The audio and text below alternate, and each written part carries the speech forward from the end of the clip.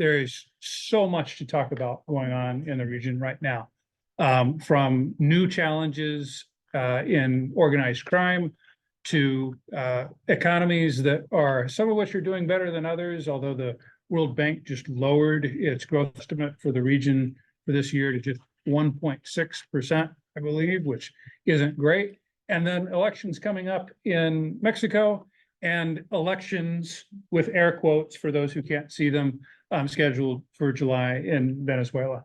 Lots of other things to talk about as well. It's my understanding, I've been instructed that the economists will go first, which I'd never heard that one before. That's new to me, but seems like as good a system as any. And since Ricardo, you're here right next to me, I think perhaps we could start with you. Just you should have access to the full bios of everyone present. I'm not going to read all of this, but Ricardo Hausmann, who I have admired for a long time, I'm not sure we've ever actually met in person though. So it's great to have you here. Ricardo is founder and director of Harvard's Growth Lab and the Rafik Hariri Professor of the Practice of International Political Economy at Harvard Kennedy School. Ricardo is Venezuelan, has written many books on Venezuela as well. It's a pleasure to have you here today. The floor is yours. Okay, I'll stand up there and put some slides. That's okay. Sure. Your slides are here and then. Oh. So let me just start by saying that I'm really honored and pleased to have been invited to this group of very old friends and I'm sure some new ones. I'm going to talk a little bit about Latin America, but not in the short-term news cycle view, but in somewhat a more structural view of, how, to what extent, where is Latin America disappointed? So what's behind the disappointment? Now, political scientists will then be able to say, look, if that's the economic performance, I can perfectly imagine why the politics is not going to be hunky-dory, why things are going to be potentially more complicated, and there might be issues. The interaction between what I'm going to say and politics is, I think, rich and super interesting. It probably goes in both directions, but I'm mainly going to emphasize facts. And we, who is it that you can choose your something, but you cannot choose your facts? So let me. Daniel Patrick Moynihan said that. Yeah. Before misinformation. Right, before we had alternative facts. So I must say, there's a standard framework that people have sort of in mind of how development is supposed to look like. Okay, it's all been very well captured in a very famous book that was published a year or two ago by Oded Galor. Also, he developed this what is called the unified growth theory. And so it says, look, growth and development is really a deep transformation of society. Is my time up? Yeah. Parece que es un fire alarm. Pero hay que ver si de verdad o de las de que sabe. How did the Venezuelan police find out? No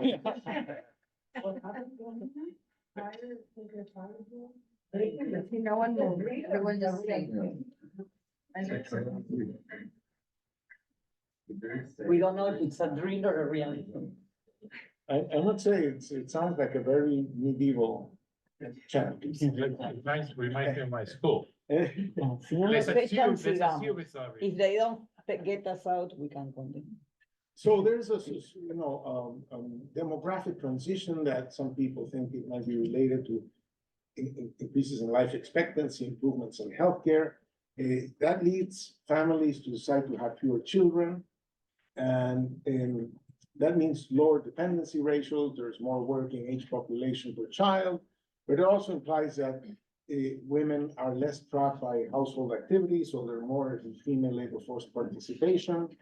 There's more education because now we have households with 2 breadwinners, and fewer children, so it becomes more affordable to households to sustain the education of their children. Well, what's true for the household is true for the state. It has more taxpayers per student, so it can better afford education. And education and female labor force participation go hand in hand, because the more educated the woman, the more attractive it is for her to participate in the labor force. So you have more empowerment of women. All of this leads to more workers per capita, because you have more working age population, and of that working age population, more of them, especially women, want to work. So there's more workers per capita. So even if productivity were constant, that would imply more income per capita, right? There's more urbanization, and cities are places where people can share their knowledge and, make more complex things and so on. So there's more urbanization, and it's easier to adopt technology, because in a more educated population, you can adopt more technology, and all of this is going to lead to more income, because, more workers per capita, more urbanized populations, and more adoption of technology. So that's why, things develop. So that's a framework. And I'm now just going to talk about Latin America. For what comes next, I'm going to compare Latin America to the US. So all the measures I'm going to show are going to be as ratios of the US. And the question is, are the gaps with the US widening, narrowing, etc.? No, are we catching up, etc.? So the first thing is that life expectancy. These are the gaps with the US. We are at 95 plus of US life expectancy. So this has, we check. Okay, we did our homework. We really improved relative to the US our health outcomes. Fertility gaps, it used to be that the rich got rich and the poor got children. Well, now fertility rates have essentially converged to US levels, and they are now in most countries below replacement rates. So check. In female labor force participation, it's now at 90+% US female labor force participation rates. Female labor force participation has gone up in the US, well, it has gone much faster in Latin America, so that gap has closed.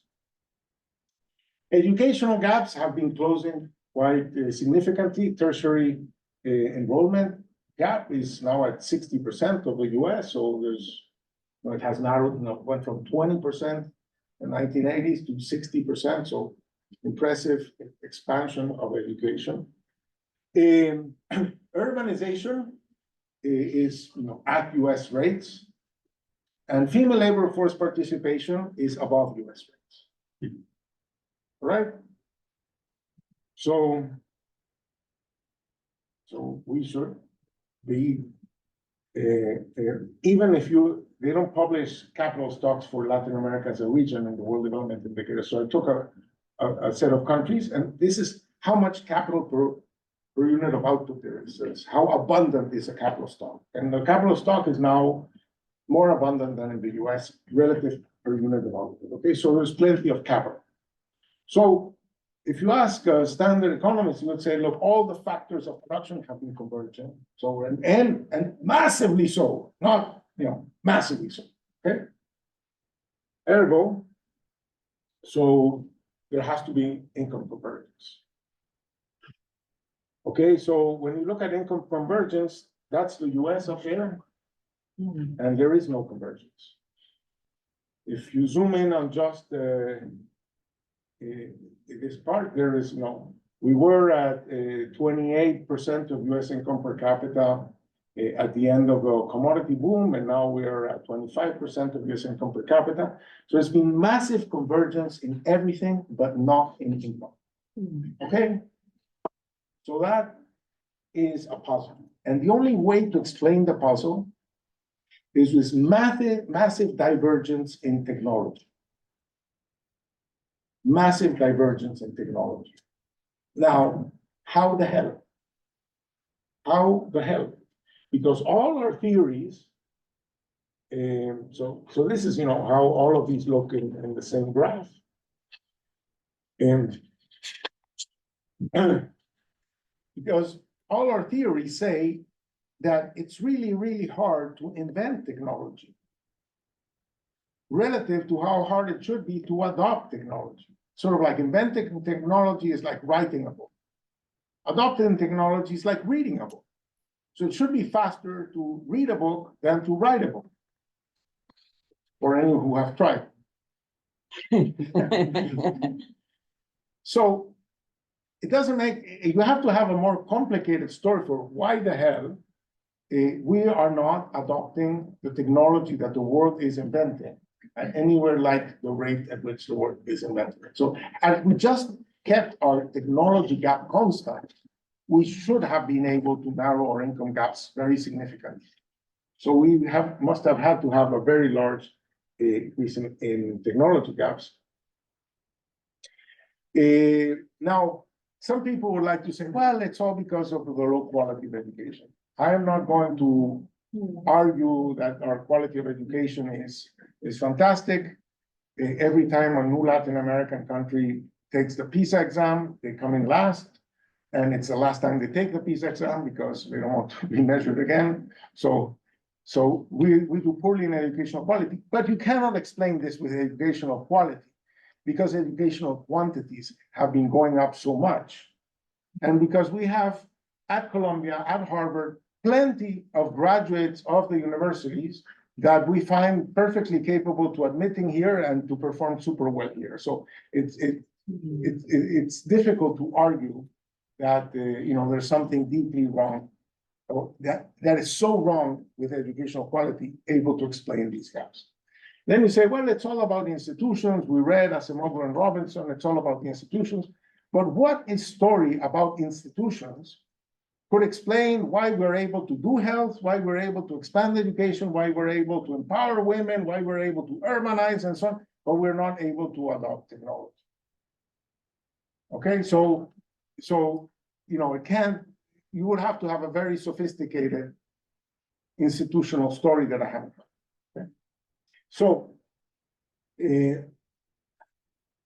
here's a little bit of, this is the gap in tertiary education. That's the gap in scientific publications. We're in the teens in terms of scientific publications per capita or per million. In patents, we are at 2% of US patent rates and going in the opposite direction.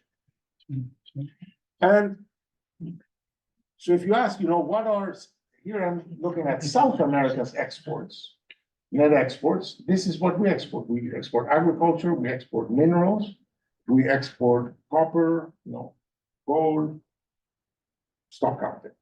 The exports are, where you show what you are best at. What are the technologies that you have been able to adopt, implement, and perform at a certain standard, right? So there's a lot that is missing here. And that is, I don't say that this is in itself a problem. I think this is a symptom. This is another picture of the same story I was telling before. And, this is Latin American global market share. So this stuff is agriculture, this stuff is minerals, this stuff is metals, this stuff is gold. And all of these, we are somewhat present and sometimes even rising. This is the soya bean revolution. But all of these things are falling. And if you zoom in at all of these things, this is what you find. Even services, we are falling as a market share. As opposed to say the East Asia and in East, this is China, but you say, well, China, everything is happening in China. But if it's happening in China, it shouldn't be happening elsewhere, like in Thailand, in Malaysia, and Indonesia. So if you look at East Asia, everybody else there is rising and is present in a bunch of other industries that never deployed in Latin America. Never deployed in Latin America. Even though Indonesia, Malaysia could argue that they have a lot of natural resources and they're so distant that they should be, specializing in natural resources like we did, right? But that's not what has happened there. So here, I divide the world into quintiles of growth, okay? All the countries in the world into quintiles of growth. And the top quintile obviously is the one that grew the most, but top quintile, it reduced its gap with the US by a factor of 3. So they went, say, from 20% of US income per capita to 60% of US income per capita. The second quintile in the world barely improved relative to the US, and the other three quintiles fell behind. So this is not an exclusively Latin American story. We share it with other regions, so it's more general. But if you look at trying to explain why this happened, this is our measure of how much technology has diffused in the country, which we call the index of economic complexity. And here again, we find that only the top quintile really increased its diffusion of technologies, and the other quintiles sort of like fell behind it. The ranking stays the same. But so I think that there is something deeply about technology, and this is comparing by region. As you see, this is the economic complexity index of Latin America going in the wrong direction, and East Asia going in the right direction, and even South Asia beating us now. So I think that this is a completely absent debate in Latin America. No one talks about it. People can get distracted with 1,000 other topics. But I would say that this is the reason why we're not converging. This is the reason why we're an economic disappointment. If people want to say about human development index, actually, Amartya Sen invented the human development index. It's a GDP per capita is a very imperfect measure. It's that we need something more whole, all encompassing. So he put health and he put education there. Well, thank God, because there we're looking great. It's in income per capita, GDP per capita, we are failing. And so I think the same story that explains this might explain our very high inequality. And poor performance might explain political instability or political tensions. I think that I've done a lot of work lately, and I'm not going to talk about it now, about the new opportunities that may appear in Latin America in the context of the green transition. So, as they said about, I don't know who, there have been many people that they never miss an opportunity to miss an opportunity. There is an opportunity. We hope we shouldn't miss this opportunity. I don't think that sort of like the left is the solution to the story, because AMLO is an enemy of technology. Petro is crazy. He's not doing anything important in this space. And in some sense, lack of attention to what underpins technology is, in my mind, the only way to explain the Venezuelan collapse. Now, it's been standard across Latin American economies to exclude Venezuela from the statistics because it's unexplainable, it's weird, it distorts all the statistics because we never have had a country where GDP has fallen by 80% in the middle of, after a boom. So we've never seen such a catastrophe, 8 million people leaving. But I would put it to you that at the core of this is a lack of understanding of what does it mean to implement technology in a society. You destroy the organizations and institutions that implement that technology, and suddenly you see how GDP improves. And the oil company disappears, and the electricity company disappears, and everything disappears because we didn't pay enough attention to what are the underpinnings of that technology. With that, let me stop it. Sorry, I took more time than allotted, but Thank you. I also traveled more. That helps.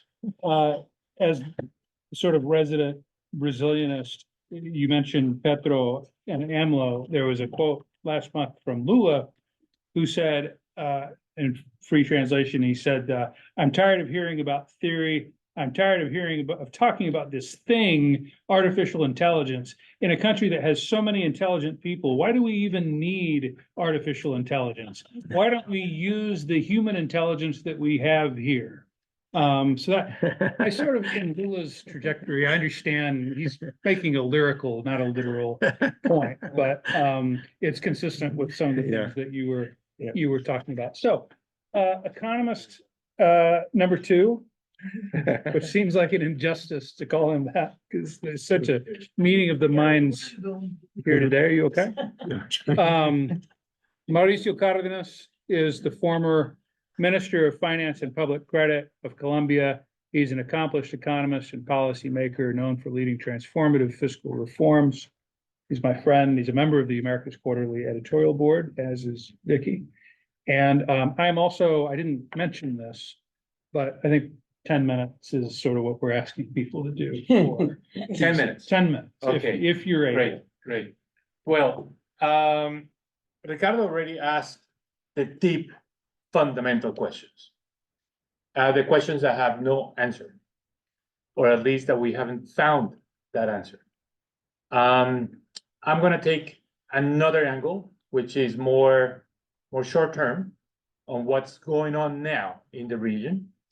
And I think the theme could be, are we going to miss these opportunities? The hand that we have, the cards that we have in our hands are very good, but they just come at the time when we are revising the paradigm, the political paradigm of Latin America, moving out of what was the Washington consensus into something that still has no name, that is a hybrid of many things, including macroeconomic orthodoxy, but also kind of like aggressive industrial policies. And we're still figuring out what that is going to result.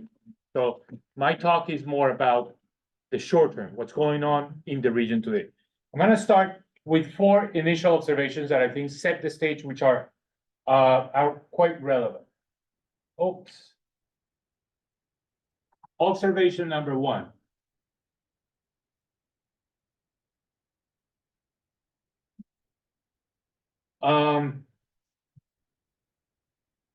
I teach a class here on global policy challenges.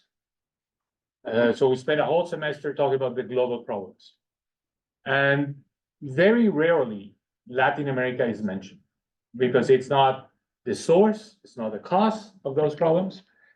And if you think, long enough for each one of these global policy challenges, Latin America could be part of the solution. For example, there is an energy crisis because there's not enough energy coming from Russia. There are restrictions on trade related to energy. Well, Latin America is producing more oil than ever, and especially because of Guyana and Brazil. There is a climate crisis. Well, Latin America has the biodiversity, has the best technology to deal with greenhouse gas emissions, which is photosynthesis. The world needs to accelerate the energy transition. Well, Latin America has not just clean energy, but also has the critical minerals that are necessary for the energy transition. Has a food crisis. Well, there is no region with more arable land, water, and that has increased more significantly the agricultural production in the last, couple of decades. The world is full of conflicts and wars.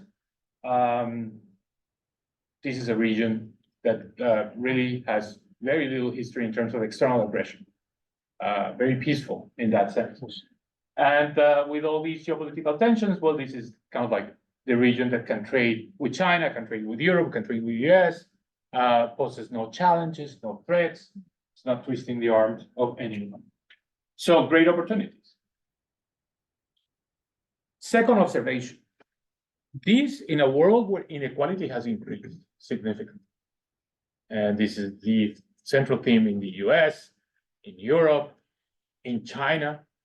Latin America is the region with, a good track record on this front, at least in the last, in the 2 decades preceding 2010. A reduction in inequality, something that was very unique to Latin America, despite the high level of inequality. It is a peaceful region in terms of external aggression, but it's not a peaceful region in terms of crime. In fact, it's the region with the highest crime rates. In this case, as you can see, with some heterogeneity within the region, but certainly comparing regions of the world, 20 homicides per 100,000 population is very high. And it is a region, because of its geographical condition, very exposed to climate change. And we know this from what's going on in the Caribbean, especially in countries like my country, Colombia, where now we're at the verge of the city of Bogota, for example, has no water today. And very soon we're going to see power outages. So very exposed to climate change. Now, what are the opportunities? And how is the region kind of like seizing these opportunities? Opportunity number one is that oil production has increased. And has increased because of Brazil and Guyana, as I mentioned, but also Argentina. So the region is, for now, benefiting from the reduction in the supply of energy coming from Russia. And Brazil is taking a significant part of that market. Two, the critical minerals issue. Some of the countries in the region, as we all know here, are endowed with important reserves of these crucial minerals for the energy transition. And in terms of oil reserves, the gray bars here are Latin America, or Central and South America, have increased because of essentially what has happened in terms of major discoveries in the past. So the idea that we're going to develop with something else different from extractive industries doesn't seem to correspond to the role that the region is playing in these two cases. Mexico is the poster child of friendshoring. And as it's well known, it now surpassed China as the major source of imports to the US. The question is, are other countries in the region going to be able to emulate Mexico and become important exporters to the United States? Or is this just related? It's a Mexico kind of like only phenomenon because of the border, because of the free trade agreement, because of logistic costs, etc. So this is the landscape. You could say, well, with this landscape, friendshoring is booming, oil production is increasing, the region has the critical minerals to attract investment, the region should be experiencing an economic expansion at least, or at least should be overperforming the rest of the world. But it is not. It is underperforming the rest of the world. As mentioned by Brian, the World Bank just revised its outlook downwards. The IMF is probably going to do the same thing this week when it releases the new figures of the World Economic Outlook. So the region is growing less than it used to grow. Poverty increased during the pandemic and has remained relatively high in terms of especially in terms of the extreme poverty. And interestingly enough, debt has increased to the point that the IDB considers that is reaching an unsustainable level, that above the current levels of public debt, the region will have difficulty in paying back. So this means we're in a situation where there's not enough growth, there's a lot of social unrest because of the high poverty, and at the same time, there is no easy solution through more debt. Add to this that Latin America is perhaps the region in the world that can suffer more directly the consequences of the changing growth in China. And we're already seeing this because export growth related to commodities has been very close to zero because of the low commodity prices. And this is, of course, related to the fact that China's growth projection is closer to 4.5% rather than the 9% that we had during the commodities super cycle. Aspects that have tended to be positive are related to remittances that, as you can see, as a share of GDP have increased in a very dramatic way. And this has to do with the situation of the labor market here in the United States, with the increasing compensation in the United States, and also the changes in migration, and also foreign direct investment. So foreign direct investment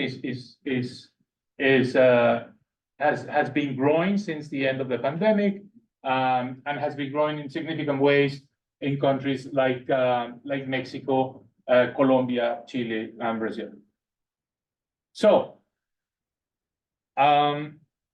what's the political landscape, and how can we characterize the political landscape? The first thing I'd say is that there is more political polarization. This is the VDEM Institute metric, which is based on whether you talk, your friends, with people that are members of other political parties, or whether you just don't talk to people that are not of your same party. And the red line basically shows that in Latin America, the level of polarization, at least based on these type of surveys, has increased.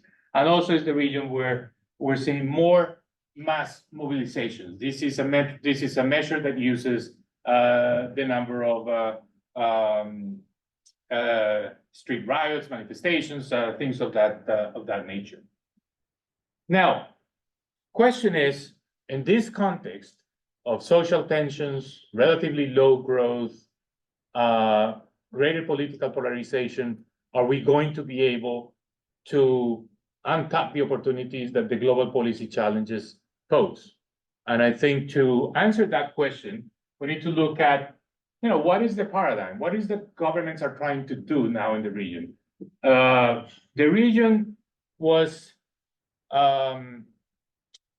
for at least 2 decades, very much immersed in the views that came from the Washington Consensus. That was, in a way, the dominant view from the policy making point of view.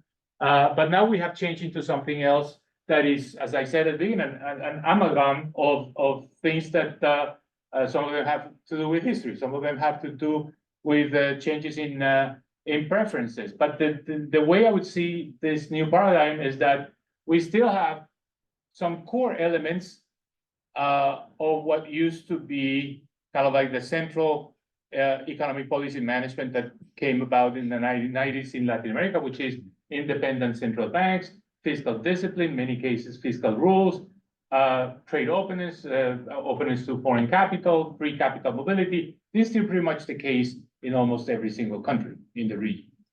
But now, in the new paradigm, we're putting more emphasis on distributional issues than on growth.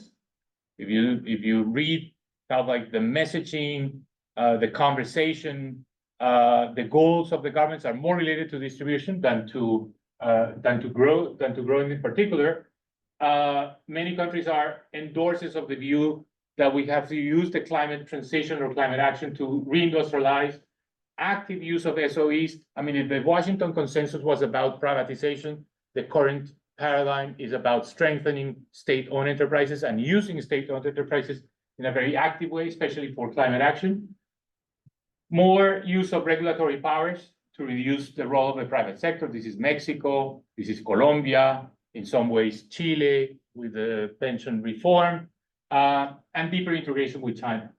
And then on the political side, there is more use of social mobilization to put pressure on, say, the traditional institutions or the traditional checks and balances. Strengthening of presidentialism, we're seeing that in many parts of the region. We're seeing that in El Salvador, we're seeing that in Mexico, we're seeing that in Colombia, and the empowerment of underrepresented groups, marginalized, especially indigenous communities. So this is the new paradigm. Will this paradigm result in the region being able to accelerate its development? And I think here the question is it's a really relevant one, because you could see this going in 2 very different directions. There are countries that have been able to adopt long-term policies that are engaging the private sector, that are basically proposing that they'll do an orderly energy transition. They'll continue to benefit from revenues associated with fossil fuels. This is Brazil, for example, while they'll develop the opportunities associated with clean energies, that they bring in the private sector, in public-private partnerships, that they engage with the private sector, and that they take advantage of nearshoring by essentially keeping open trade, by attracting foreign investment, etc., etc. But then there is also the politics of Latin America, as always, based on short-termism, the reduction of the engagement of the private sector, the idea that governments are going to run higher fiscal deficits to provide more social expenditures. This, of course, disencourages foreign investment and especially access to global finance. And this is a trend that replicates, I guess, the problems of the region and makes this a lost opportunity. So which one of these two scenarios is going to prevail? Where is the direction of the region? I think those are open questions. I don't have the answers. I can tell you that there are some countries where I clearly think that we're going to move more in the downside and things are not going to get better despite the great opportunities, the great hand that we have to play with. So these are my initial remarks just to promote this conversation. Thank you, Mauricio. Now, the non-economists. Vicky, may I introduce you? Or- Okay. I'm gonna try to do that.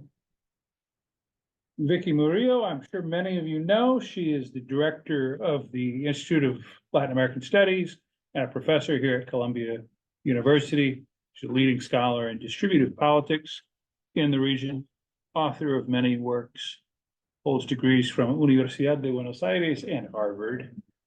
And you have the floor. Thank you.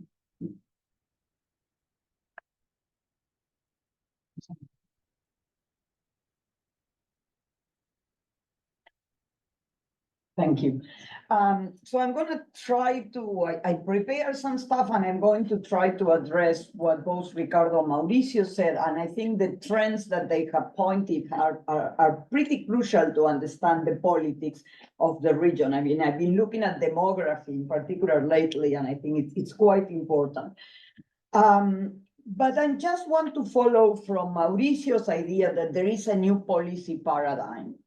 I think that policy paradigms in Latin America, and we have many, have been associated mostly with exogenous market conditions and domestic political coalitions. In part because the region, we talk about the region, but there is no real regional integration. Everybody does their thing.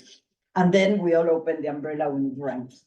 And I think that any of these opportunities really require a regional sense that there are opportunities. So I'm going to try to talk about the political aspects of this moment.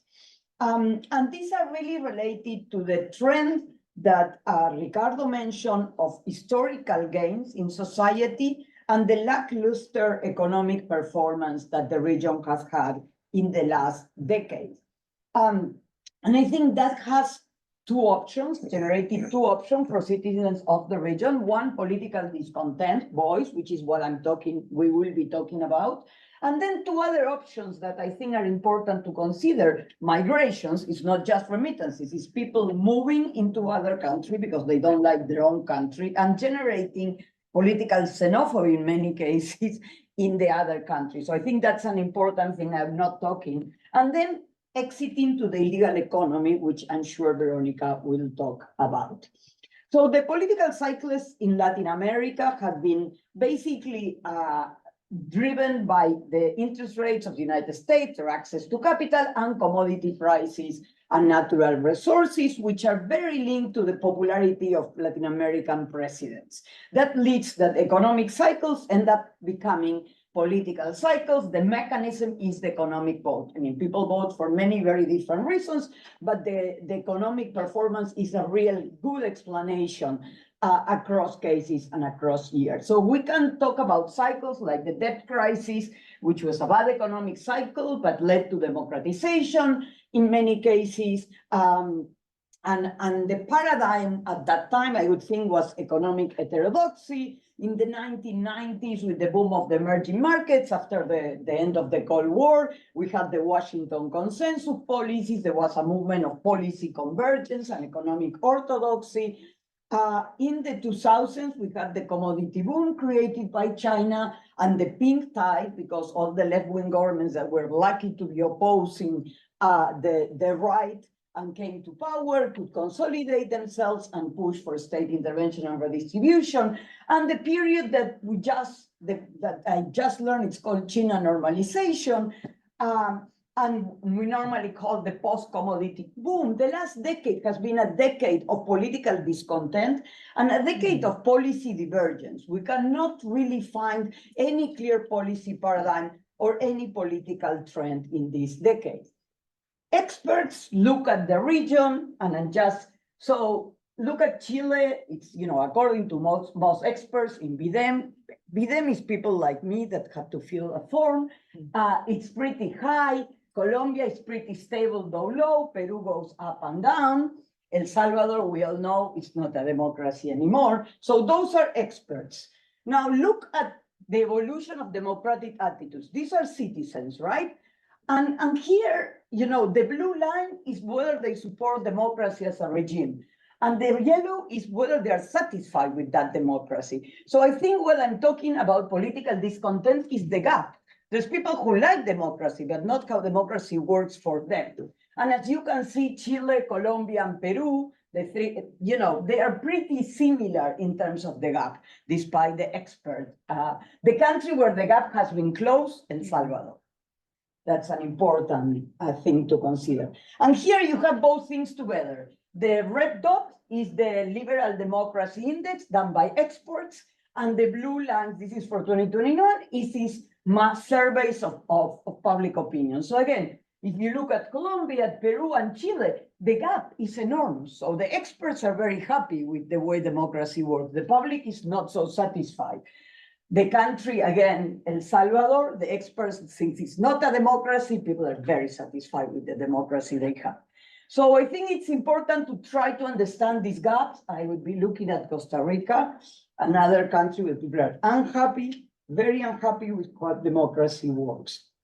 So political discontent, why are people, nobody likes politicians anywhere in the world, but why they're so particularly discontent in Latin America? And here I think the economic, the end of the combination of the end of the economic commodity boom and growth, along with the expectation created by those demographic changes that Ricardo mentioned, had generated an explosive combination in that people were expecting that they were going to improve their welfare as they did during the 10 years of the commodity boom, and suddenly they cannot.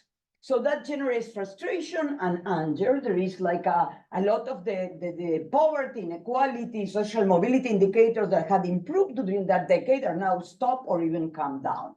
So it's not so surprising that people are unhappy, are especially unhappy with their presidents. And in fact, until this year, we had pretty much a vote against incumbents almost everywhere. There are two types of political discontent. One is what I call vertical discontent, and I think that brings unstructured politics. Here, I'm not gonna talk a lot about weak state capacity in Latin America, but the reality is it has several effects. One, you sign a policy, the capital city, the experience of people living through the policy might be very different. There's differential access to public services, ranging from transportation to the fact that the police doesn't come when you have a crime, informality, expansion of crime, distrust of the judiciary, and corruption, of course, that becomes much more salient with new forms of information. So I think once the economic boom ended and things stop improving, people have become much less tolerant of those ills that maybe they put up during the time of the boom. And that explains the anti-incumbent vote. Now, what's interesting is in these cases, we have political fragmentation and high electoral volatility. So there's no really stable political loyalties. What can do politicians to keep popularity? To deliver. They're really dependent on delivering performance, but they are having a much harder time doing it because they're normally minority presidents without control of the legislatures. So that's what I would call unstructured politics.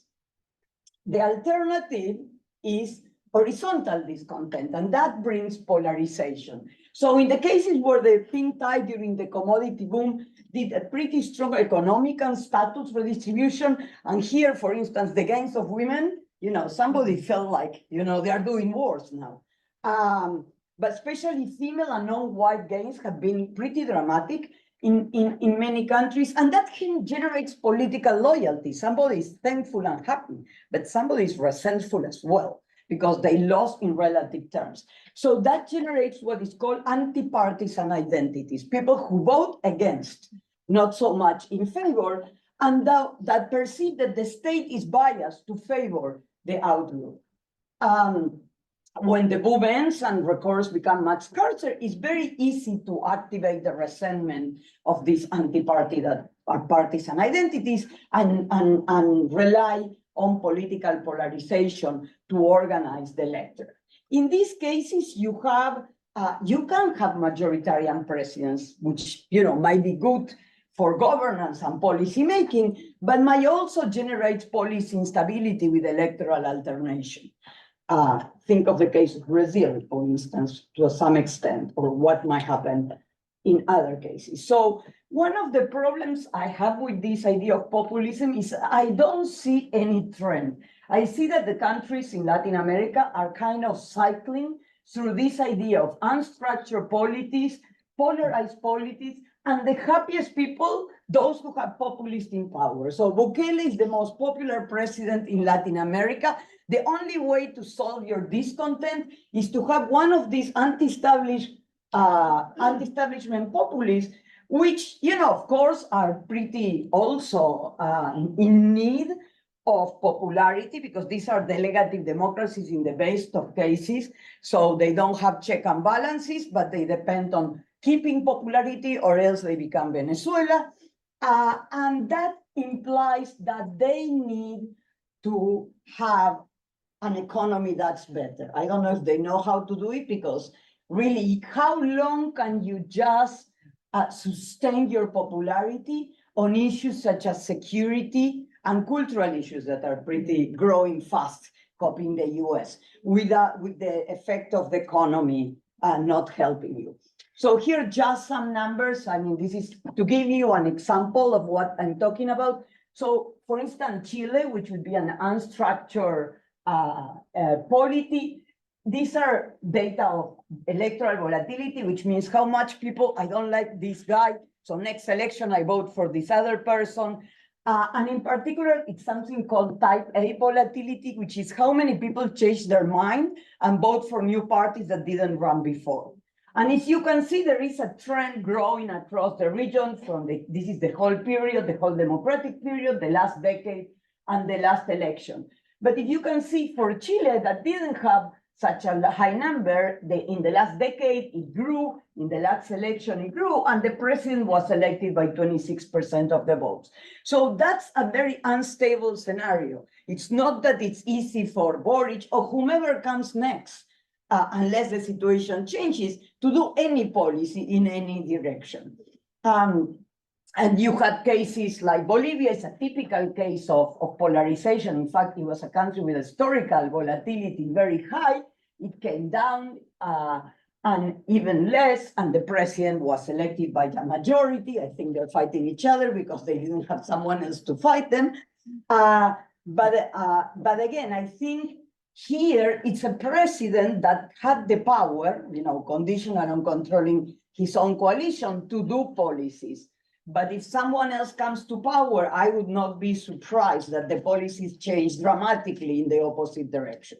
In fact, we had a glimpse during the short period of Añez. So what I really wanted to bring to the discussion, and it's pretty pessimistic, is that the kind of incentives that politicians have really are emphasizing this short-term performance rather than long-term view, which is crucial for technology and innovation. And part of it is that none of these equilibria that I described, the abstract polities, the polarized polities, or even the populist polities, are so stable. And so they really depend on either catering to public opinion in general, in the case of unstruck polities, or their own voters, in the case of polarized polities.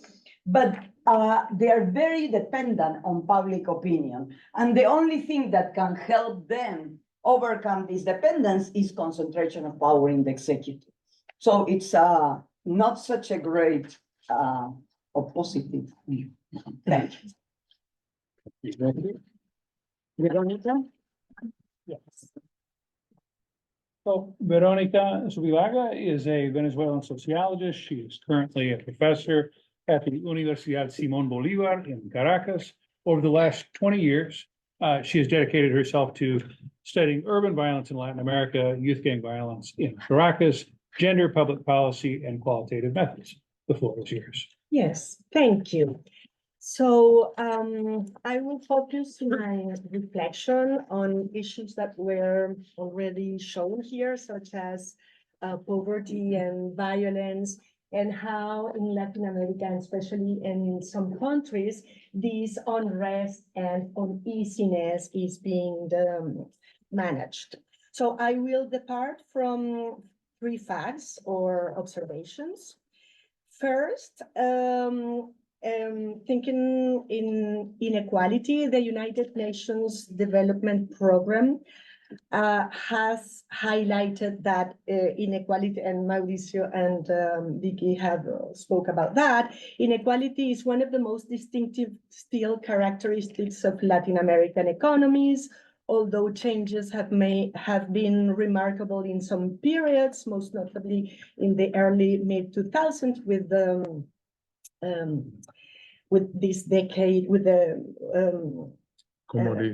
commodities boom, but they were clearly insufficient to transform the basic characteristics of Latin American income distribution. So the region remains among still the most unequal in the world. Another fact, according to the most recent study on global homicide and crime, Latin America has 14 of the 18 most violent countries in the world. So in the Americas, or taken together, these 18 countries and territories make up some 10% of the global population, yet they account for more than 41% of the global homicide toll in 2021. Of course, there are notably differences between countries such as Chile, Argentina, whose homicide rates are quite low, under 5 homicides per 100,000 inhabitants. And then we have other countries such as Colombia or Brazil, whose homicide rates are situated in the 20 homicide per 100 inhabitants, or even Venezuela, whose homicide rate is 40 homicides per 100 inhabitants. And also 50% of homicides in the region are linked to organized crime and gang-related violence. So that is one of an important fact I want to highlight. Another fact I want to highlight is highlighted by the United Nations Office for Drug and Crime. And it underscores the fact that the market for cocaine is booming, with new record highs in manufacture and high levels of use. So according to the latest estimates, cocaine manufacture grew 11% from 2019 to a new record high of 1,982 tons in 2020, while trafficking of cocaine continued to increase in 2020. So it is clear that some of the excluded population is included in illicit networks. So in my work, and this conversation is interesting in the sense that me being a sociologist and also working with anthropological methods, I work doing field work. So one of the particularities of this conversation is that I try in my work to go deep into people's experiences and how poverty is experienced and the different survival strategies put into play. So one classical concept such as Larissa's, Adler, Velomnik's survival strategies has still a powerful capacity of explanation. Is a concept that has been renewed in the interest recently, for instance, with Javier Aullero, trying to grasp how poor peoples in Argentina are managing to deal with poverty, or even in my work, I have worked with this concept, trying to grasp how people deal and manage with poverty without vis-a-vis the lack of state help, or vis-a-vis the lack of private sector's program, but in the face of insecurity. In this sense, how in my work, I have done this micro-political turn, how survival strategies are becoming the more and more micro-political survival strategies, in the sense that people are abandoned and living in territories that are being controlled by gangs. So just to think about personal stories, for instance, I can think about a woman I have interviewed in a barrio of Caracas. She had a son in the 90s, but then when she was young, one of the survival strategies she used was to combine being a domestic maid, but other times with a social help and the state aids, other times with prostitution. But then her son, who was growing up in the 2000s, he was very fastly included in the drug trafficking networks in his barrio. So what I'm trying to say also is that the more and more illicit networks are representing networks of inclusion, especially for young men in poor neighborhoods from countries such as El Salvador, Venezuela, Brazil. So what has been the response to the flourishing business of drug trafficking? Of course, we have experienced mano dura policies or iron fist policies during the 90s and 2000s. And if we think about Brazil, for example, organized crime organizations such as Comando Vermelho in Rio de Janeiro or the PCC, Primer Comando de la Capital in Sao Paulo, have been strengthened and consolidated in prisons. Imagine all these enormous amount of men gathered in prisons. They have been, and abandoned by themselves. So in that sense, concepts such as criminal governances have started to be used in the literature. For instance, the PCC was originated in 1992 after the Carandiru massacre, and it was a response to the harsh conditions in prisons. But these criminal organizations are in constant flow of communications with their cities and urban spaces. So criminal governances have also expanded to their neighborhoods.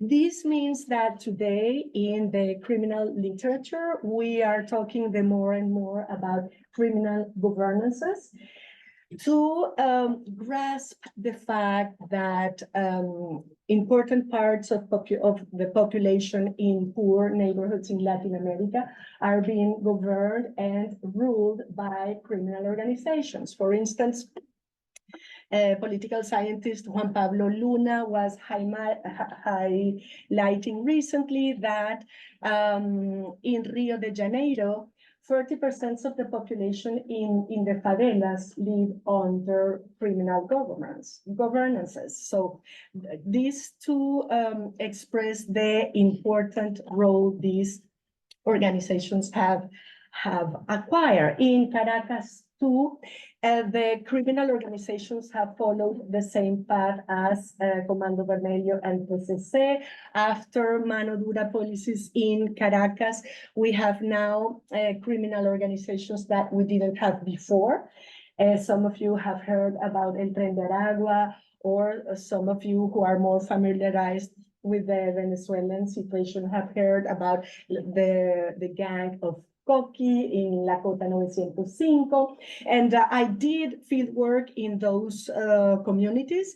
And when you think about the concept of criminal governances, in the fact that these criminal organizations are assuming some traditional roles of the state, such as conflict resolution, distribution of some services. In that community, for instance, all the checks of the concepts were experienced there. I will also want to highlight the fact that, yes, so we are having in these communities this kind of hybrid orders, where criminal organizations rules, but it combines with the collusion of the state or the collaboration of the state.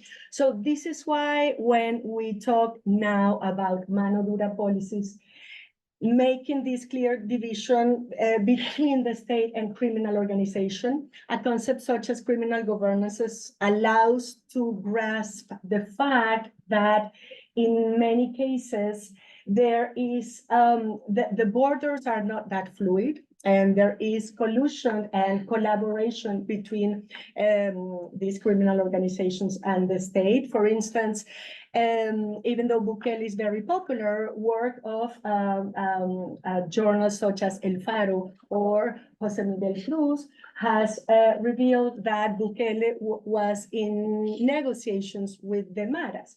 So these are fluid and relationships between the state and criminal organizations.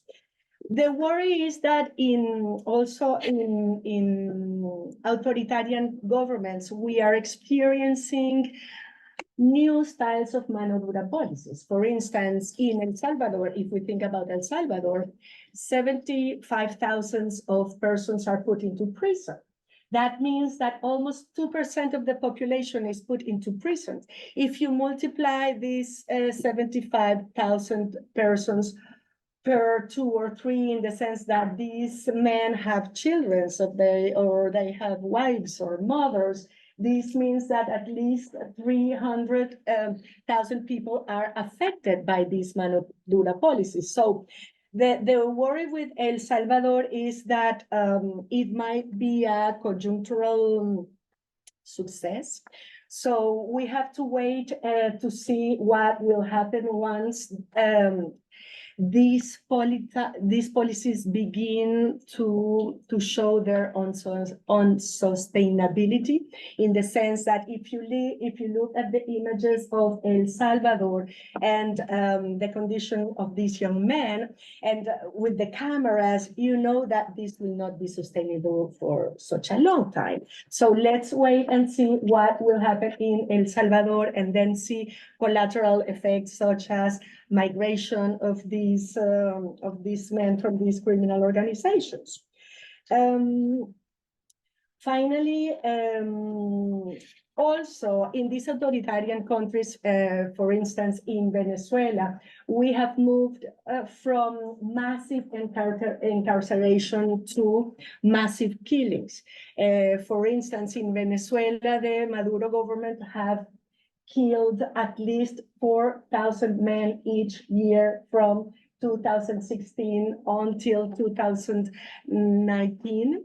That means that today the Venezuelan government is under examination of the International Criminal Court, in the sense that the denunciations were so big, and also the fact that multilateral organizations such as the United Nations High Michelle Bachelet, when she was the High Commissioner of Human Rights, produced her first report. Also, the fact that we are having different levels of killings from police forces in different countries. For instance, as I said before, in Venezuela, police forces were responsible of at least 4,900 killings in 2017, but in Brazil, police forces were responsible of 4,670 killings. That means that police forces in Brazil were responsible of 7% of the violent deaths. In Venezuela, it's an extreme. Police forces were responsible of 25% of violent deaths. So something is happening with, something is not working with state responses to deal with conflictivity and uneasiness. So I will end here saying that we are in this crossroad of this popularization and of mano dura policies, but also harm reduction policies concerning the drug war and criminal organizations. Other important avenues are to systematize local experiences that have dealt with crime and exclusion. Colombia has an interesting experience with inclusion of historically experience with inclusion of young men. But at the end, this is a tough subject, and until we do not deal with structural inequalities, this will be a hard subject to deal with. So I will leave it there. Thanks. Thank you. It's hard to imagine. Oh, we'll pause. It's hard to imagine a more comprehensive overview that we've just received from these four speakers. I have to admit to a bit of jealousy that I didn't go to a university like this where you get exposed to people at such a high level all the time. So I hope everybody here appreciates having access to these people. We have until 5:30. Yeah. What I'd propose, if it's okay, is maybe I just want to ask each of you a question. But I'd propose we do it in kind of a lightning round format, almost like we're on television, like answers of maybe 90 seconds to 2 minutes each, which Can will, we put questions to the rest or I will- react to I the will rest allow or it. the others? yeah, we can do that as well. Would you rather do that? No, I mean, at some point they have reaction to the others, but Okay, you can put me in the list. okay, all right, sounds good. So let me start with Ricardo. I would ask you to answer your own question, which is why, in your view, what explains this technological, this lack of adaptation? I mean, is it a function of being outside of some global supply chains? Is it an issue that you could see being resolved? What, in your mind, would it take? I think, in some sense, the answer was given by the other talks, because first of all, in the political discourses of Latin America, I see very little ambition and vision of a future to build something, there was this graffiti in Brazil many moons ago that said, enough about realities, we want promises. I think, we may be in the desert. Tell me what the promised land looks like, and tell me what I need to do to get to the promised land. So I may have patience because I have children. I want to go to the future of my children, etc. I may have patience if you describe a promised land and a road to the promised land. And I would put it to you that there is no discourse of what the promised land looks like. Second, I think the promised land has to have a much bigger component of concrete industrial, and by industrial, I mean in general, economic challenges and goals, right? So, for example, we have the largest lithium reserves in the world in Chile, Bolivia, and Argentina. And the first thing that occurs to these presidents is a lithium OPEC. It does not occur to them for a lithium technology park or where you're going to improve the technologies for lithium extraction, for lithium use, for minimizing environmental impacts, for lithium purification, for whatever, so that you can transform that natural endowment into something that can overcome all the competition that lithium will have with all the other technologies for storage and so on, so that, you know, this becomes something big. No, this is the technology. We assume that that's for whiter people than us. That's for, you know, for other people that, you know, it's not for us. We cannot see that as an ambition and so on. There is a, you know, a green transition, and as Mauricio was talking about, we have the best decarbonization technology, which is photosynthesis. We have the capacity to generate an enormous amount of biomass. Biomass can be transformed into biocrudes, can be transformed into biogas, can be transformed into char, can be transformed into sustainable aviation fuels, right? It could potentially have a huge impact in the agricultural sector and so on, but the technology is not there. So we don't see it as a goal, as a task, as an ambition, as something that we should be able to do.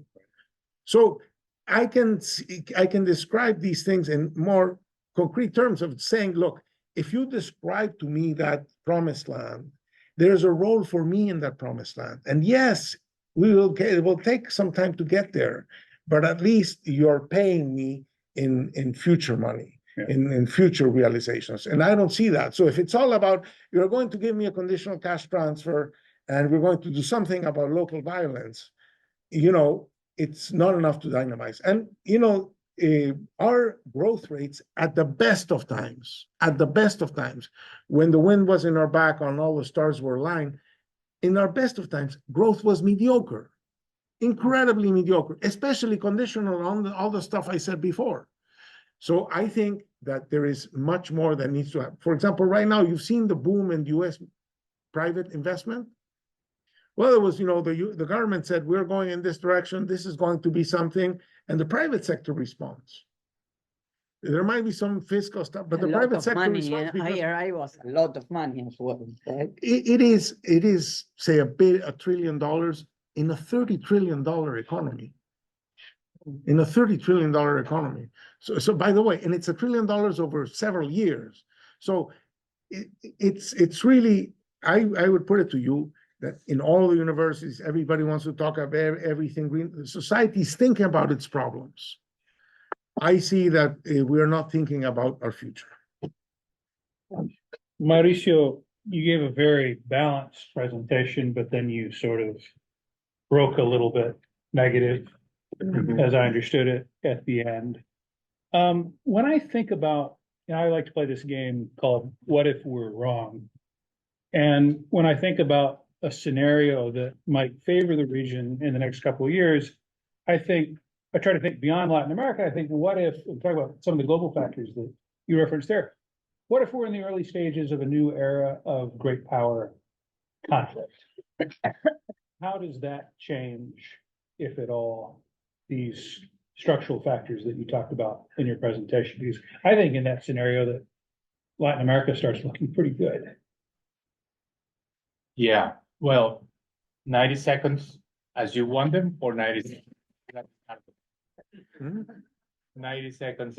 Look, why am I pessimistic? I think it's important to first answer that question, because, yeah, with the opportunities that we're seeing, it's like, it follows that you should be optimistic about the region. With these tensions building up in the world, and, you know, the possibility of conflict between the US and China, you know, prolonged kind of like wars in the world, and Latin America is this privileged region that has the natural resources that, as I said before, everyone wants to trade with, everyone wants to invest. It feels as it's a safe place to invest. Why pessimism?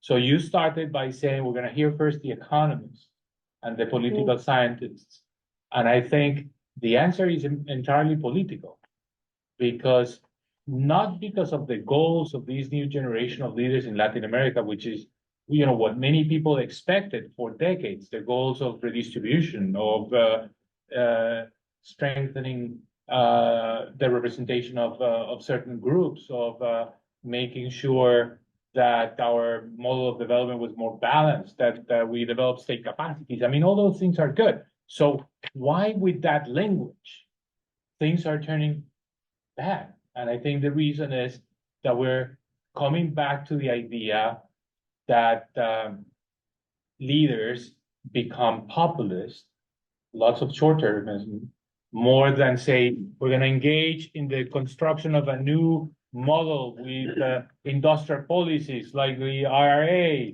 and we're going to bring in the private sector. We want to bring in foreign investment to develop these opportunities. No, the language is more associated with traditional social expenditures, cash transfers. The language is we're going to strengthen presidentialism.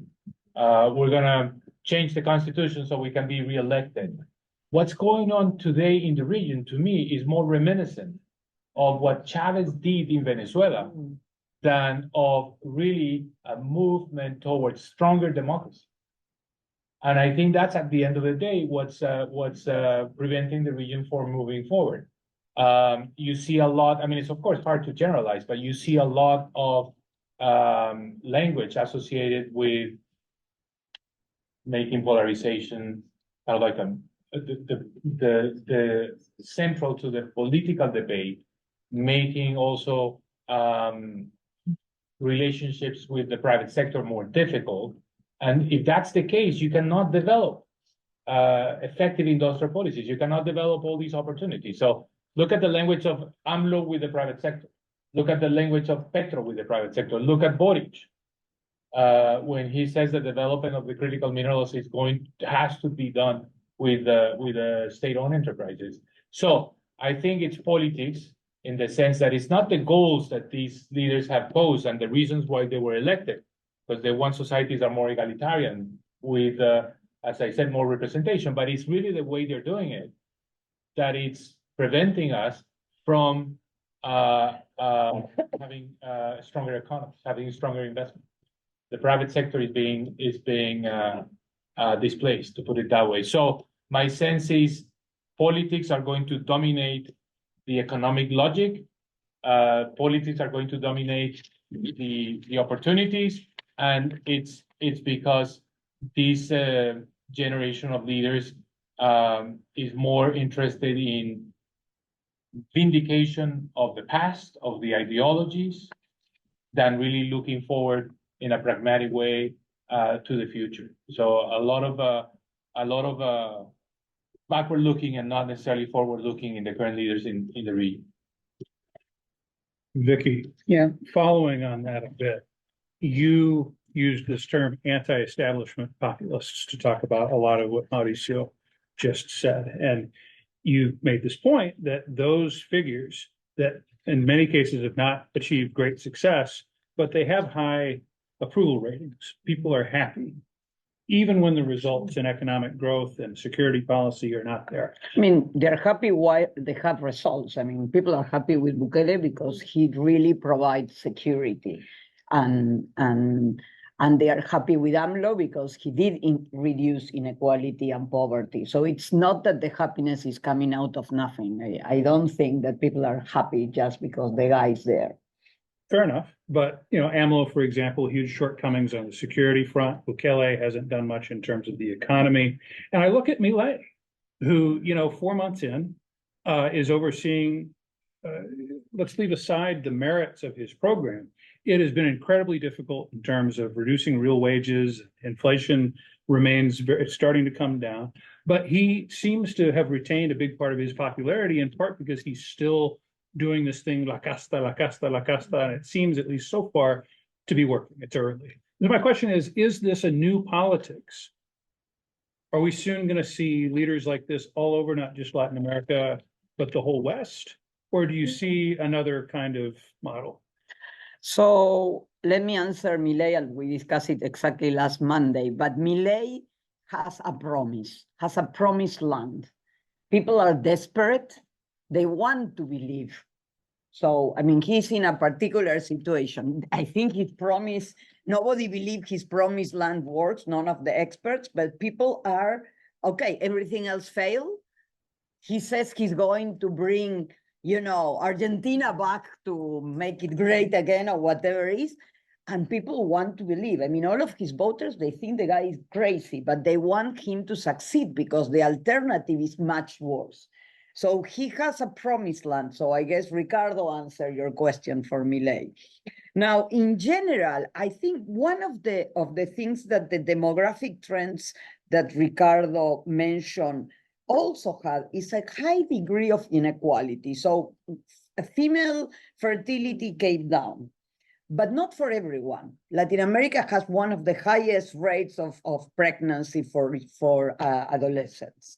So there is like a kind of divergence. So there are women that are pretty much like in the global north, and there are women that are not at all like that. In education, the youth, some kids have become much more educated. Some are very unhappy because this came with debt, but that's another issue.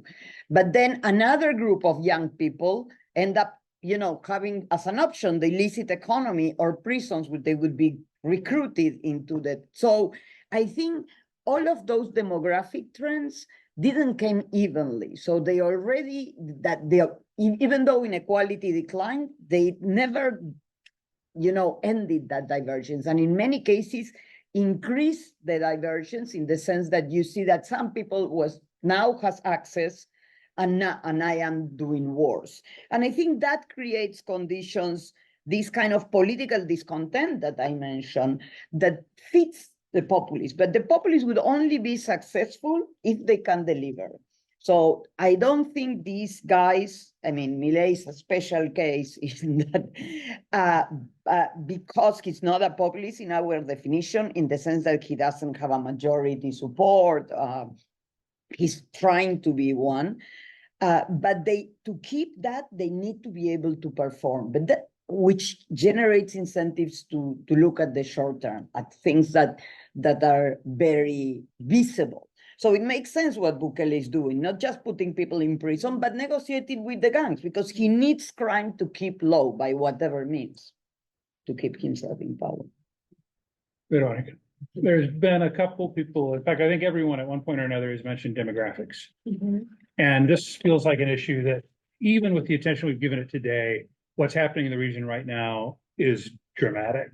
My question for you from like a security perspective, I've seen speculation over the years that perhaps an aging society might be a less violent society. Do you see any evidence that that might be the case over time and that we might see a decline in some of these indices simply as, we have fewer young men between the ages of, 16 and 24? Yeah, well, that's an interesting question, and I think it has to be answered in two levels. From the individual levels or subjective levels, when you see trajectories of young men engaged in crime, there is this cycle of when they are young and they are trying to acquire an identity, they are more violent and they are more willing to be included in illicit economies. But when they are older and they mature and they have kids, if they survive, they are more willing to become to be engaged in legal opportunities. For instance, but the problem is that there are not massive or opportunities to be included. For instance, Jose Miguel Cruz work in El Salvador. He has done surveys about among men from the Maras, and 70% of them said they were willing to leave the Mara if they would have opportunities. So there is a massive lack of opportunities for young men. And also there is the gender gap. I mean, women are more willing to be engaged even in more precarious works. But these illicit organizations are the ones that are very fastly including young men. So that will be the two level. So age is not enough. Age is not enough, yes. Shall we open up for Sure. 5 minutes left, but yes. Yes, I'd like to ask, thank you for this here, what's the role of corruption? We've talked about discontent about institution, about the goals, but how does corruption among the Latin American usual trends would seem maybe more impact in one countries versus others, but what's the role of corruption? So the question for those who are Can we listening take to us through the Take Zoom Verónica. is, what's the role of corruption and what differentiation is there between countries? Let's take maybe 2 more questions. Yes. Thank you for an amazing panel. Ricardo hinted at this at some point during the conversation on institutions, and we didn't really discuss institutions, but I feel part of it has to do with the trust that we have in institutions. In Colombia, we had the conversation about Petro in the constitution. In Peru, we had, a number of cycles of presidential elections that really yielded no results. We're having elections in Venezuela, quote unquote. What is sort of the role that we need to put in citizens' trust in institutions, but in institutions themselves? Yeah, that was a question, again, for people on Zoom who couldn't hear because it wasn't near microphone. It was a question about the role of institutions. And then one more question back here against the wall. Hi, very exciting table here. My name is Esteban Ferrari, I'm from Argentina, I'm here in Colombia. 2 different questions for the both part of the table. I think that we talk about technology, we talk about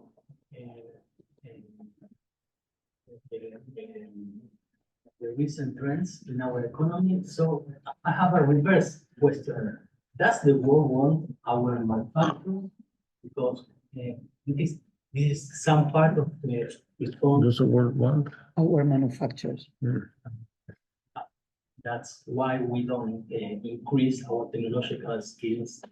For that part of the roundtable, I would like to talk about how you feel about democracy, the next trends of democracy in our societies, talking about guns, illicitness of photos and illicit activities. So are you looking new trends in our democracy in the next years for our region? I think that was a question about the relative strength of democracies and whether there's a market for Latin American manufactured goods kind of on a global scale, which is interesting. So I open the floor. Well, let me start by saying I think institutions is sort of like saying furniture. Is it a chair? Is it a table? Are we talking about a sofa? Are we talking about a bed? What are we talking about exactly? And in my mind, institutions co-evolve with technologies. So, you have a car, you need roads, you need traffic lights, you need traffic signs, you need traffic rules, traffic cops. You have this coexistence of the institutional texture of a society. It's millions of pages of legislation, it's thousands of government agencies. They're coexisting with what society does.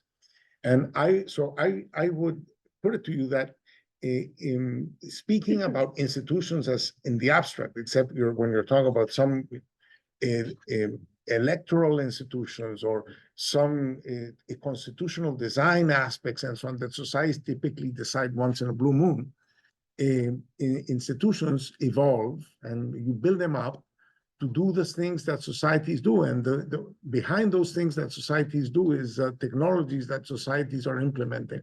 If you're going to have a manufacturing sector, if you're going to have a big, if the Altillanura in Colombia is going to develop, it's going to be in the context of a different kind of institutional framework. So I think institutions, you have to think them in the context of what it is that you want societies to do. And corruption, in my mind, is just the failure of institutions. It's more, I find it much more useful to create a capable state. And the process of creating a capable state, you'll deal with corruption. But if you think that corruption is the thing and you attack corruption, you might reduce a little bit corruption, but that is not going to lead to a capable state. So I think of corruption more as a symptom of lack of state capability than as a problem in itself. I wanted to ask Vicky, because if I'm in Venezuela, I think I know where I want to go. You might say that's kind of like democracy, right? But it's not like I win the next election and I'm going to keep the same Supreme Court. I'm going to keep the same Attorney General. I'm going to keep the same judges. I'm going to keep the same assembly. I mean, no, we can't, right? I mean, we're in a little bit of a La Cinquième République, if you want, in France, that, okay, if this system is not working, I need something else. And then political scientists, I'm sorry, are going to come and say, oh, see, they want to take over all the powers and eliminate the checks and balances. Well, sometimes societies want a bigger change than the status quo allows. And I think that's one of the reasons why sometimes people vote very, very extreme, because they don't like the trend of where things are going. And they understand that democracy generates very deep status quo bias at a time when the status quo pisses you off. So. Vicky, I believe he asked you a question. Yeah, I mean, I do agree that democracy slows down everything. And that in a context in which people are desperate and cannot wait, there will be a tension with democracy. And that's why we're seeing this tension, not just in Latin America, but across the world. I totally agree with that. I also agree that corruption is a symptom of a weak state, but a symptom that produces cynicism with democracy. So it's very complicated. I do think that institutions, though, sometimes work as a way of guiding. So it's interesting that all the countries in the region are still presidential democracies with quote unquote division of powers, right? That we copy the US system at different ways. And that's still, and the norm of election is so strong that even Nicaragua and Venezuela, I wouldn't consider a democracy, they still call for elections and goes through the moves of the elections. So there's certain institutions that are, pretty resilient. And so what the governments do is they don't enforce them, they trick around them, but they don't decide to completely change them. So I think there's certain limits, for good or for bad, that the institutions put. I think in many cases, what happens is that they're playing with their enforcement, right? So you have a Supreme Court that is allegedly independent, but does what you want, and things like that. But you still have a Supreme Court. But that's for like the institutions defined by the Constitution or like that. For policies, I totally agree with you. The institutions are endogenous to whatever is the policy that you want to make. And what we've seen in the region, given the policy instability that we have, is a lot of institutional instability. So you keep changing the institution along with changes in government. So in that sense, those institutions don't seem to give you any power. What would sustain an institution is that there are somebody who wins from them. The reason why we still have presidentialism is, somebody's making the life out of that, and it gives some power. So I don't know if it's the private sector, as Mauricio suggested, if it should be organized civil society, but to the extent to which there's no coalition to sustain the institution, no matter how good it is, it's going to be changed. Would you like to address Yeah, that? sure. I'll tackle some of the questions. So the title of this panel is Latin America Crossroads. And I think there's part of it, we're kind of like deciding which direction to go. And it seems to me that we're going in one direction. There is like more countries going in one direction that perhaps is not the right direction in terms of kind of like overall developmental goals. So I'd say that perhaps a better word to describe what's going on in the region today is crosswinds. There are lots of things going on at the same time, and it's hard to read. It's hard to read what the direction is. And in the crosswinds, that confusion, corruption plays a role, because I fully agree with Ricardo and Vicky. It's more it's a failure of the state rather than specific government, but it's an instrument of politics, because incumbents are always criticized by the scandal, the latest scandal of corruption, and that's what brings in the opponents, and then the cycle is repeated. But it's because there's an undercurrent that is there, which is more related to the state. And I'll add to the issue of corruption, which is, of course, the failure of institutions, the judiciary, et cetera, et cetera. It's also a symptom, a reflection of issues related to inequality. Let me give you an example. In Colombia, where there is very, very little social mobility, politics is kind of like one of the few channels for social mobility, that people can actually start their careers in very underprivileged contexts, as local, very small village mayors or members of the council, and then move up. But that involves making themselves rich. And that's kind of like a reflection of that very deep problem of inequality. And so everything goes. And so we always talk about corruption, but we don't tackle the issue of corruption in the way we should, which is, strengthening the capacity of the state, but also dealing with these issues related to inequality and lack of social mobility. That's one comment. The other comment is on these crosswinds that the region is going through these days.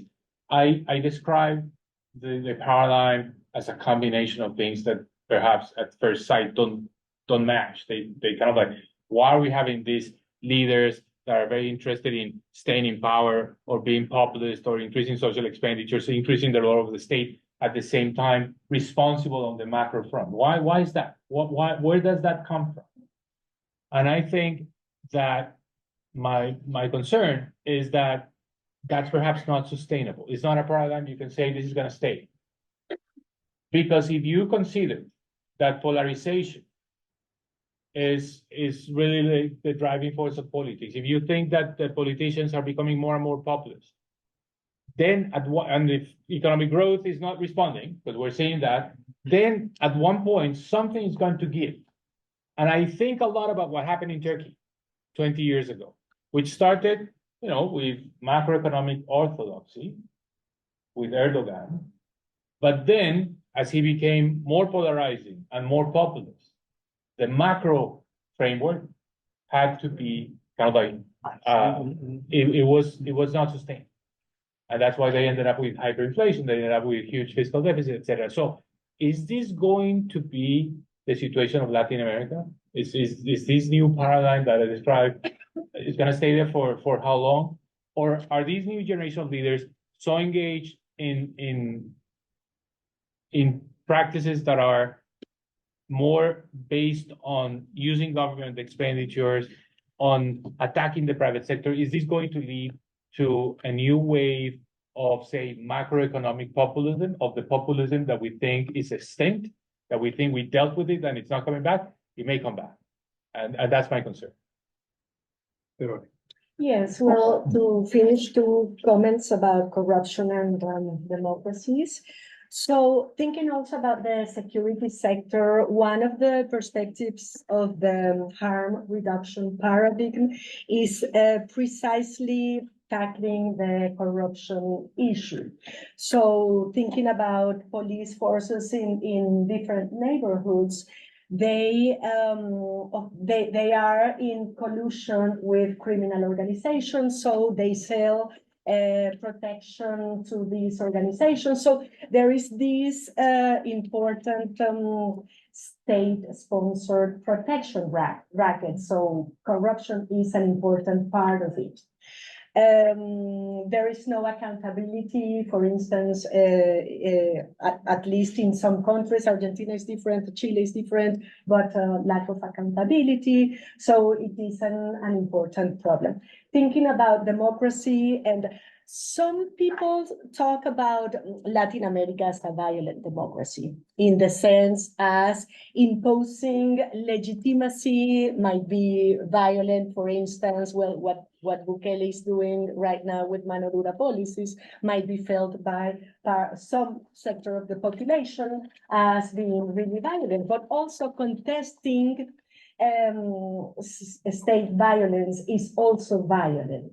So I'm trying to deal with chronic pessimism about violent democracies, or trying to find other local experiences that that show other ways to tackle with crime, notably respecting democratic guarantees and human rights. So I believe it there. All right, well, thank you very much. I see a region that has more than 95% of its people living in democracy, where if you take Argentina out, the arguably exceptional circumstances this year is still expected to grow better than 2%. These challenges of organized crime are real, but they've been around for a very long time. And again, if we back up, we're all Latin Americanists here, but if we back up and start looking at the world as a whole, it's a difficult moment for everybody right now. And these levels of discontent that we're talking about, people are miserable throughout the West. So it's not just the region itself. But as an overview of the region's challenges, I think this has been so educational. I've learned so much. Can we give a round of applause, please, to our panel?